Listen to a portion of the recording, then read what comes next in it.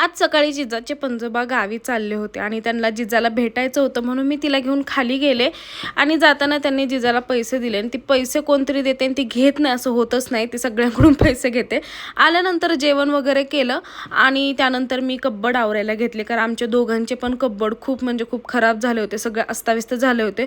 Regular यूजचं पण कब्बड खराब झालं होतं. मग म्हणलं आज सगळं आवरूनच घ्यायचं. त्यानंतर मग मी कुठलं काम करते आणि आमचे मॅडम बिघडवणार नाही असं होणारच नाही, जास्तचं काम वाढून ठेवते. तिने सगळे पेढे इकडे तिकडे पसरवलं होता. आणि त्यानंतर ह्या ज्या बॉटल आहेत त्या मी मेशोवरून 115ला 2 मागवल्या होत्या आणि जिजा आज मम्मीकडे गेली होती 6 वाजताच. सो मग तिच्यामुळे ती गेल्यामुळे माझी सगळी कामं उरकली. आईंना जेवाय वगैरे दिलं 9 वाजता. मॅडम आमच्या तिकडून आल्या, दाजी आणि साहिल घेऊन आले. त्यानंतर माझ्या दोन्ही मैत्रिणी खाली मला भेटल्या, सो त्यांच्यासोबत खूप वेळ गप्पा मारल्या. अमर पण घरी आला, जेवण वगैरे केलं आणि झोप लागली तरी पण साहेबांना पिक्चर बघायचं होतं. बघा तुम्ही आता कसं